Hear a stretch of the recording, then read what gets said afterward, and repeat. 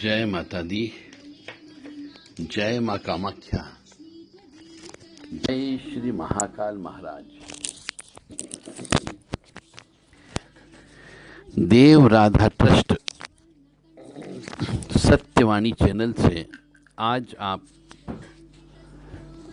अपनी जिंदगी का बहुत ही महत्वपूर्ण रहस्यमय ज्ञान सुन रहे हैं।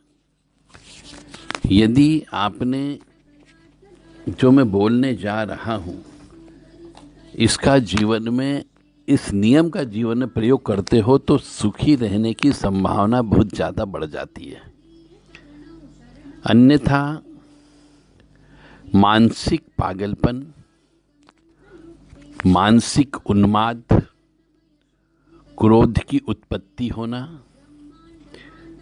स्वतः तंत्र विद्या लग जाना, प्रगति नहीं होना, लक्ष्मी जी का नाराज हो जाना,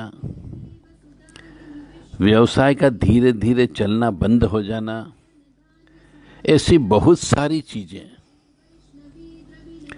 आपके जीवन में घटने की संभावना होगी।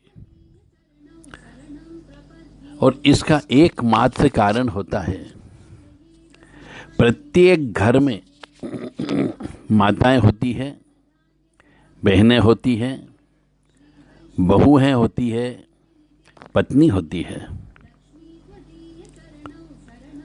बेटियां होती है। ईश्वर ने इन सब स्त्रियों को, इवन जानवर में भी, पशु में भी, पक्षी में भी मासिक धर्म जैसा एक श्राप स्त्रियों को दिया है। मासिक धर्म यानी एमसी पीरियड, संस्कृत में उसे रजस्वला कह सकते हैं हम। लोकल भाषा में कहते हैं साहब अशुद्ध हो गई, कुछ लोग कहते हैं छुट्टी वाली हो गई। क्योंकि जब तक स्त्री का मासिक धर्म नहीं आता वो मां नहीं बन सकती। मासिक धर्म आना अनिवार्य है। और सनातन धर्म में मासिक धर्म को अशुद्ध माना गया है। अशुद्ध अवस्था में विवाह नहीं किया जाता है। यानी लड़की यदि मासिक धर्म से है तो विवाह नहीं करना चाहिए। लड़की की मां यदि अशुद्ध अवस्था में है विवाह के दिन, फेरे के दिन, तो विवाह नहीं करना चाहिए। यदि स्त्री मासिक धर्म से है, अशुद्ध अवस्था में है, तो पुरुष को उसके साथ सहवास भी नहीं करना चाहिए। और अशुद्ध अवस्था में स्त्री को किचन में भी नहीं जाना चाहिए, यानी भोजन तैयार नहीं करना चाहिए, पीने का पानी नहीं भरना चाहिए, पूजा नहीं करना चाहिए, हवन पे नहीं बैठना चाहिए, मंदिर पे नहीं जाना चाहिए, घर के अंदर झाड़ू पोंछा भी नहीं लगाना चाहिए। यदि आपके घर में इस नियम का पालन नहीं होता है तो निश्चित तौर से घर के अंदर कोई न कोई व्यक्ति मानसिक रोगी अवश्य होगा। तो मेरी आप सबसे विनम्र निवेदन है कि हर घर में स्त्री होती ही होती है, और स्त्री जब भी मासिक धर्म से हो उससे दूर रहना चाहिए और उससे खुद को भी दूर रखना चाहिए। विशेष तौर से किसी भी पुरुष के साथ उठना बैठना नहीं चाहिए, और एक बिस्तर पर यानी डबल बेड पर भी नहीं सोना चाहिए। मासिक धर्म यानी रजस्वला एमसी पीरियड की अवस्था में भाई को तिलक भी नहीं किया जाता, भाई दूज नहीं मनाना चाहिए, राखी नहीं मनाना चाहिए, होली भी नहीं खेलना चाहिए। अन्यथा जीवन में कष्ट बहुत ज्यादा बढ़ जाएगा। फिर आप कहोगे किसी ने तंत्र विद्या कर दी, किसी ने जादू टोना कर दिया, किसी ने मेरे बेटे के ऊपर छूछा कर दिया, मेरा बेटा बहुत अच्छा पढ़ता था, परंतु अब धीरे धीरे दिमाग खराब हो गया। यानी वो एक तरीके का सूतक होता है 4 दिन का।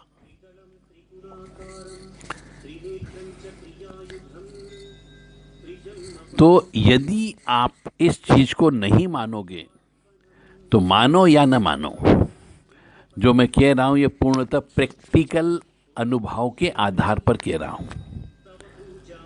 यदि आप सुखी रहना चाहते हो तो 4 दिन तक स्त्री को किचन में बिल्कुल मत जाने दो, रोटी मत बनाने दो, अग्नि को मत छूने दो, हवन पूजन मत करने दो, किसी मांगलिक कार्यक्रम में मत जाने दो। मांगलिक कार्यक्रम का मतलब बर्थडे पार्टी हो, गोद भराई का कार्यक्रम हो, विवाह हो, फेरे लग रहे हो, गृह प्रवेश हो रहा हो, दुकान का उद्घाटन हो रहा हो। अन्यथा कष्ट तो भोगना पड़ेगा, किसी न किसी रूप में कष्ट अवश्य मिलेगा। अब कष्ट आप खुद बुलाते हो यदि इसका पालन नहीं करते हो तो, क्योंकि मैंने जो देखा है कि अधिकांशतः अगर ये इस चीज का प्रयोग प्रतिबंध घर में नहीं है तो मानसिक रोग अवश्य होता ही होता है, चाहे किसी पुरुष को हो चाहे किसी स्त्री को हो। कई बार जवान लड़के लड़की को हो जाता है, बहुओं को हो जाता है,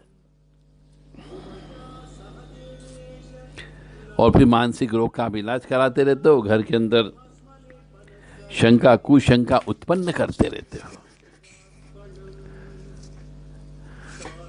मेरा धर्म था आपको ज्ञान देना। चूंकि मैं अभी वर्तमान में आसाम कामाख्या में हूं, जहां पर मां भगवती जगत जननी सती माता के जब 52 टुकड़े हुए थे उसमें से एक अंग उनका कामाख्या नीलांचल पहाड़ी पर गिरा था। यहां पर यह नियम है कि वर्ष में एक बार आद्रा नक्षत्र जब आता है जून के महीने में, उस समय पे मां भगवती स्वयं मासिक धर्म से होती है। यह जीता जागता उदाहरण है। और इस दौरान यहाँ पर जितने भी घर परिवार वाले हैं जो यहाँ के मुख्य निवासी हैं कामाख्या पहाड़ी के, इनके घरों में चूल्हा नहीं जलता है, कोई भी भोजन गर्म नहीं होता है। सब लोग गला हुआ भोजन खाते हैं, ठंडा भोजन खाते हैं। गर्मी पे पका हुआ कोई भी चीज नहीं खाई जाती, बाहर से भी लेके नहीं खाई जाती है। और व्रत उपवास रखते हैं 4 दिन। व्रत उपवास का मतलब गली हुई चीज खाते हैं, मूंग गला के खाते हैं, चने गला के खा लेते हैं, फल फूल खा लेते हैं, परंतु न तो चाय पीते हैं और न कोई पका हुआ चीज नहीं खाते हैं। इससे ये पता लगता है कि स्त्री को 4 दिन तक अग्नि को नहीं छूना चाहिए।